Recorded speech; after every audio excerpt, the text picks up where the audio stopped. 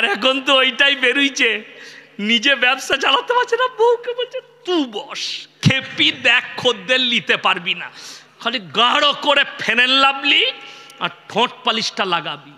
কিয়ামতের আলামত। ছেলেরা বিবির গুলামি করবে, কিয়ামতের আলামত। রাস্তাঘাটে কুকুরের মতো নারী পুরুষ জিনা করবে, কুকুরের, এটা কিয়ামতের আলামত। নারীরা পোশাক ছোট করবে, কিয়ামতের আলামত। পুরুষরা নারীর মতো সাজতে চাইবে, কিয়ামতের আলামত।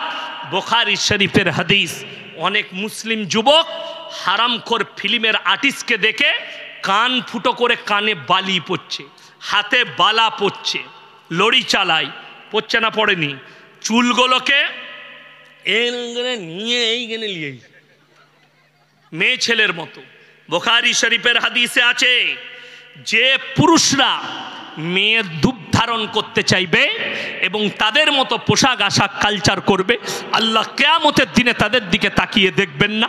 তাদেরকে বলা হবে তোমরা নারীর রূপ ধারণ করে দেখাও, তারা বলবে আল্লাহ আমরা অক্ষম, আল্লাহ তাদেরকে জাহান্নামে পাঠাবেন। যে নারীরা পুরুষের মতো রূপ ধারণ করতে চাইবে, ছোট চুল, জিন্সের প্যান্ট আর গেঞ্জি, এমন যাচ্ছে মালদা রেল স্টেশনে মনে হচ্ছে যেন দুলা ভাই যাচ্ছে, পেছন থেকে ববিকার চুল, ছোট প্যান্ট, এরা মনে করছে এটা মডেলিং। হে আমার মায়েরা বোনেরা, ছোট পোশাক পরাটা যদি মডেলিং হয়, জেনে রেখে দিবেন ইসলামের সব থেকে, এই দেশের সব থেকে বড় মডেলিং হচ্ছে কুত্তাগুলো যারা কোনো পোশাকই পরে না। তোমার যদি ছোট পোশাকটা মডেলিং হয়, যদি বলো কোরআন কি বলছে, ওয়াদরিব খুমুরহিন্না আলা জুনুবিহিন, হে নারী তুমি পর্দা নির্ধারিত করো, তোমরা কোনোদিন ধর্ষিতা হবে না, তোমরা কোনোদিন লাঞ্ছিত হবে না। এটা ইসলাম বলছি, এটা শরীয়ত বলছি আপনাকে। আমার মা আমার বোন নিজেদিকে ঢেকেলেন। আজকে বেঈমান কাফেররা কিরকম ঠান্ডা মাথায় ইমানকে ধ্বংস করছে। পুরুষদের এমন প্যান্ট তৈরি করেছে ছেলেদের টাকনুর নিচে চলে যাবে, ঠিক বললাম না ভুল? অথচ হাদিসে আছে, বুখারী শরীফের হাদিসে, পুরুষরা টাকনুর ওপরে কাপড় পরবে। এমন এমন প্যান্ট বেরিয়েছে নামাজ হবে না।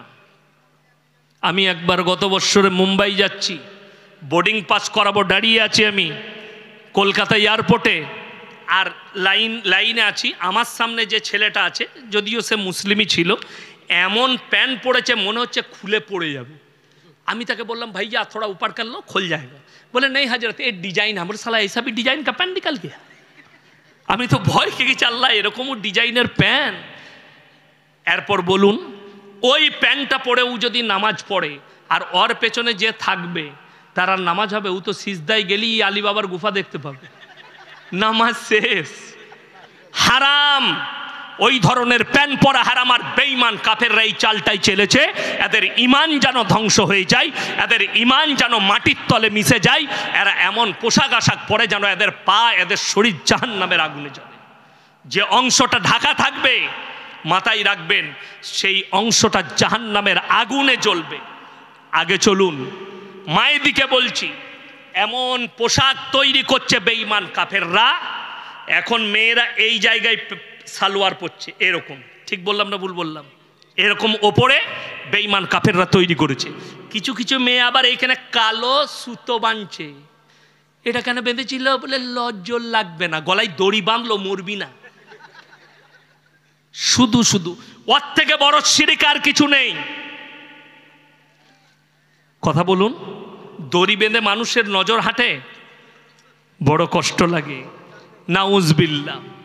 এই ধরনের কথা বলা, এই ধরনের ব্যবহার করা, শুনে নাও, ওই মেয়েটা যারা পায়ের অঙ্গ বার করবে, মেয়েদের জন্য আমার নাদানির কারণে, আমরা আওয়াজ না তোলার কারণে, সেই দিনে আপনার মসজিদটাও এসে আনলিগেল বলে ভেঙে দিবে, ওয়াকফ সম্পত্তি বলে তারা কেড়ে নিবে। এটাই হচ্ছে তার একটা রূপ। সব থেকে দুঃখ, 3টে ছেলে গুলিবিদ্ধ হয়ে মারা গেছে, গুলি চলেছে, তার মানে পুলিশ নাকাম।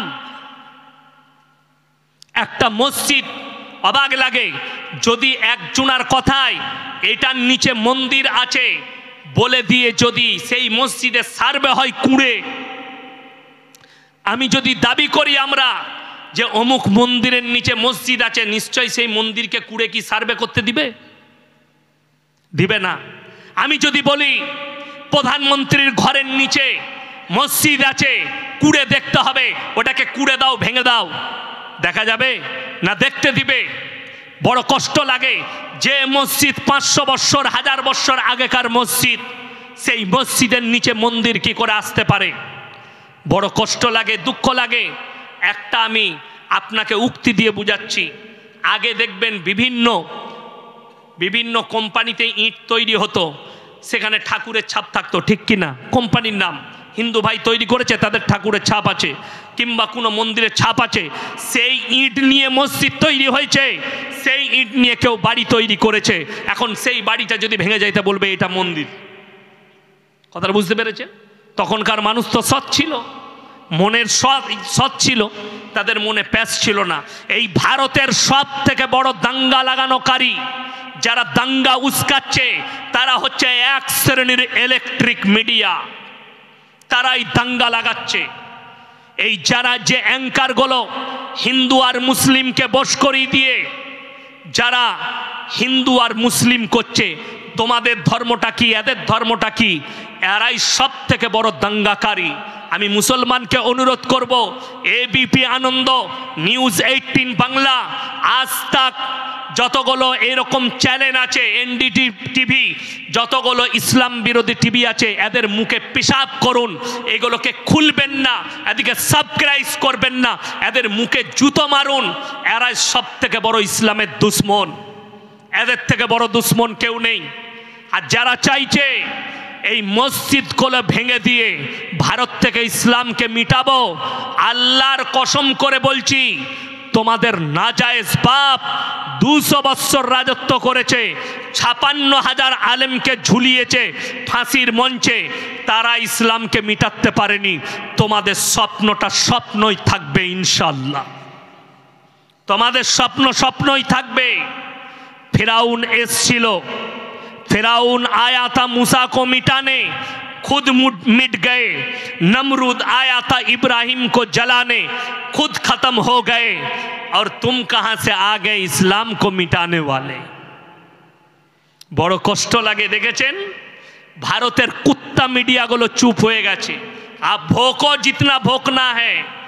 इजराइल ने खुद से युद्ध विराम कर दिया कि मैं यमन के साथ अब युद्ध नहीं करूंगा, युद्ध ईरान के साथ युद्ध नहीं करूंगा, ये विराम कर रहा हूं डर से, क्योंकि उसको पता है उसका बाप ईरान खड़ा हो चुका है, सऊदी अरब भी रेडी हो चुका है, यर्दुगान भी रेडी हो चुका है। अब मेरा खैर नहीं, मेरा बाप अमेरिका भी मेरे को नहीं बचा सकता, क्योंकि पीछे और एक सुपर पावर खड़ा है जिसका नाम है रशिया।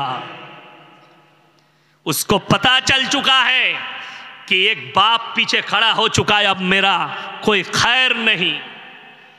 तो जब बाप खड़ा हो गया तो बेटा अपने आप बिल में घुस गया, खत्म कर दिया। इंशाअल्लाह अल्लाह रसूलेर हादिस জেনে রেখে দিবেন, কিয়ামতের পূর্বে ইসলামের ঝান্ডা উড়বে আল আকসায়।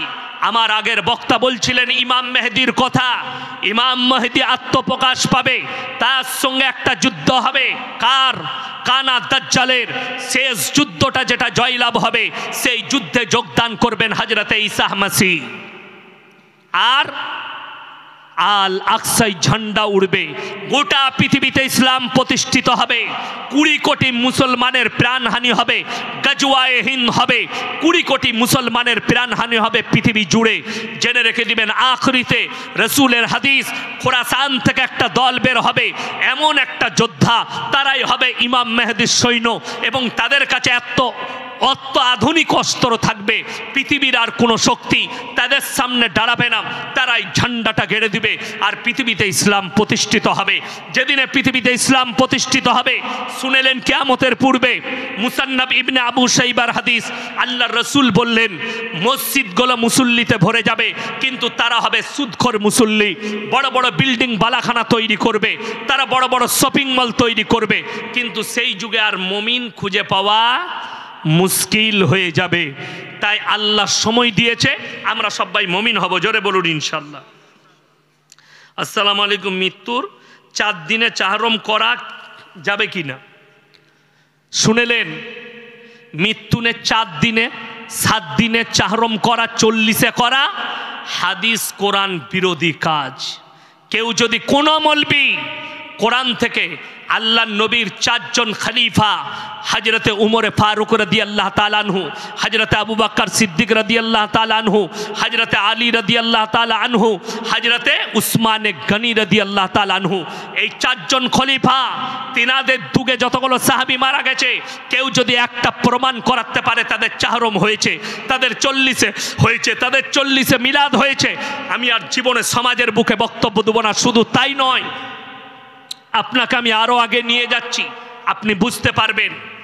শুধু তিনারা নয়, 4 জন ইমাম, ইমাম আবু হানিফা রাহিমাহুল্লাহ, ইমাম শাফি, ইমাম মালিক, ইমাম হাম্বল, এই 4 জনের জীবন দশায় কেউ যদি 4 দিনে দেখিয়ে দিতে পারে তিনাদের জীবন দশায় মুসলমান ছিল না? ছিল না? কথা বলেন। মুসলমান নিশ্চয়ই মারা গিয়েছেন। একটা যদি কেউ প্রমাণ দিতে পারে যে ইমাম আবু হানিফা রাহিমাহুল্লাহ অমুক মুসলমান ব্যক্তির চাহরম পালন করেছেন, 40-এ পালন করেছেন, এইগুলো করে, এর থেকে বড় কাঁচা বেদাত আর কিছু নেই। যদি বলেন মানুষ মরে গেলে সব থেকে মারাত্মক কাজ হচ্ছে 1 নম্বর, তোমরা বাপের মায়ের কবর জিয়ারত করবে, সকলে জোরে বলুন ইনশাআল্লাহ। 2 নম্বর, যদি বাপ মাকে নগদ কিছু নেকি পাঠাতে চাও, পাঠানো যায়, সেটা হচ্ছে দান। আল্লাহর রাস্তায় সাদকায়ে জারিয়া বাপ মায়ের জন্য দান করা। তুমি মসজিদে দান করলে কারেন্টের মতো আল্লাহর কাছে, তোমার বাপের কাছে নেকি পৌঁছে যাবে। আল্লাহ, আমি মাদ্রাসায় 50,000 দিলাম, মসজিদে 50,000 দিলাম, তুমি আমার আল্লাহর কবরের আযাবকে, আমার আব্বার কবরের আযাবকে বন্ধ করে দাও। কারেন্টের মতো সঙ্গে সঙ্গে কবরের আযাব বন্ধ হয়ে যাবে। মুর্শিদাবাদে বেলডাঙ্গায় পুজোর প্যান্ডেলে আল্লাহ গালি লেখা আছে, এটা নিয়ে যাঁচ চলছে।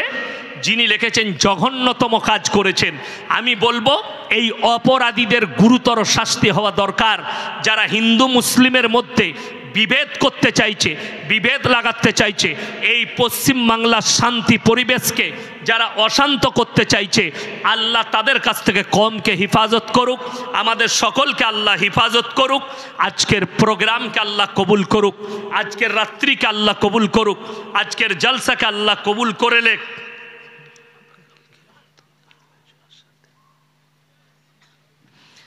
হ্যাঁ, এই যে লিখেছে গতকালকে উত্তর দিনাজপুরে, হ্যাঁ আমার গতকাল উত্তর দিনাজপুরে জলসা ছিল, সেটা হচ্ছে চাকুলিয়া থানা, মাদ্রাসাটার নাম কি, বিজুলিয়া, বিজুলিয়া মাদ্রাসা।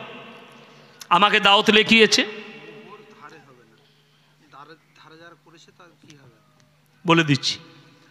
আমার ভাই দেখুন, এই উত্তর দিনাজপুরে আমাকে দাওয়াত দিয়েছিল, মাসখানেক আগে লিখিয়েছে। আমি এমন একটা বক্তা, আমি নিজে ফোন করি জলসাওয়ালা দিকে, জলসা হবে কিনা 1 সপ্তাহ আগে করি, 2 দিন 3 দিন আগে করি। আমি ফোন করেছি, প্রথম দিনে আমাকে বলল ছেলেটা যে আপনাকে কিছুক্ষণ পরে জানাচ্ছি। 3 দিন আগে করেছি জলসার, তারপরে সে ফোন করেনি। তারপরের দিন তাকে বিকালে ফোন করলাম, আমি সেদিনে হাওড়া যাচ্ছি, কি ব্যাপার? সে বলল জলসাটা হুজুর হবে না, কিন্তু জলসা কালকের তারিখে হয়েছে। যাই হোক, অনেকজন বক্তাকে গালি দেয় অসুস্থতা হওয়ার কারণে, না আসার কারণে। দাওয়াত দিয়ে না বলে ক্যান্সেলও করেনি। এখন আমি যদি সেই জলসায় পৌঁছাতাম, আমার রাহা খরচটা কে দিত? এটা বিচারটা আপনাদের কাছে দিয়ে গেলাম। চাকুলিয়া থানা বিজুলিয়া মাদ্রাসায় আমার কাছে ফোন নম্বর পর্যন্ত তার আছে। আমাকে হঠাৎ করে আমি ফোন করেছি, তখন বলছে জলসাটা আর হবে না। আল্লাহ এদিকে হিদায়েত দেখ, আর যারা বক্তাকে গালি দেয় আল্লাহ তাদেরকে হিদায়েত দেখ। কোনো বক্তা অসুস্থতার কারণে, বিপদের কারণে না আসতে পারলে তাকে গালি দেবেন না, জানবেন আপনার মতনই তার কোনো বিপদ হয়েছে। হ্যাঁ, যেটা বললেন, যারা ধারে করে ফেলেছেন, ধরেলেন আপনি করেছেন কত, 1 লাখ, আপনি করে ফেলেছেন এখন আপনাকে ইস্তেগফার করতে হবে, আর বিবিকে বলতে হবে যে আমি তোমাকে এর বদলে কিছু দিয়ে দেবো। আর বিবি যদি বর্তমানে বলে দেয় যে আমি তোমাকে ইয়া খোলাসা ওটা ক্ষমা করে দিলাম, আপনি পেয়ে যান। এমনকি নগদ টাকা যদি কেউ বিবিকে দেয় এবং সেই টাকা সে স্বামীকে দিতে পারে, বাম্মাকে দিতে পারে, দান করে দিতে পারে, সেটা তার এখতিয়ার। সে যদি স্বামীকে দেয়, স্বামী নির্ভয়ে নিবে এবং টাকাটা খরচ করবে, কোনো অসুবিধা নাই। কিন্তু আপনাকে নগদ মিটিয়ে দেওয়া। এরপর থেকে যারা বিয়ে করবেন নগদ দিবেন, জোরে বলুন ইনশাল্লাহ। যারা ধারে কোলে ফেলেছেন ইস্তেগফার করবেন এবং বিবিকে বলবেন আমি তোমাকে কোনো মাল দিয়ে দেবো, আমার কাছে যে মাল আছে, টাকা যদি না থাকে, কিংবা যদি বিবি সেই সময় বলে আমি তোমাকে মন থেকে ক্ষমা করে দিয়েছি, আপনি বেঁচে গেলেন। আল্লাহ আমাদের সকলকে ক্ষমা করুক, আজকের রাত্রিকে আল্লাহ কবুল করুক, আজকের জলসাকে আল্লাহ কবুল করুক, আমিন। ওয়া আখিরু দাওয়ানা আনিল হামদুলিল্লাহি রাব্বিল আলামিন। আসসালামু আলাইকুম ওয়া রাহমাতুল্লাহি ওয়া বারাকাতু। এরপর চলে এসছে, আমি বলে দিলাম ভালো দিকে গজল শোনাবে, আমি বলে দিই ইনশাআল্লাহ।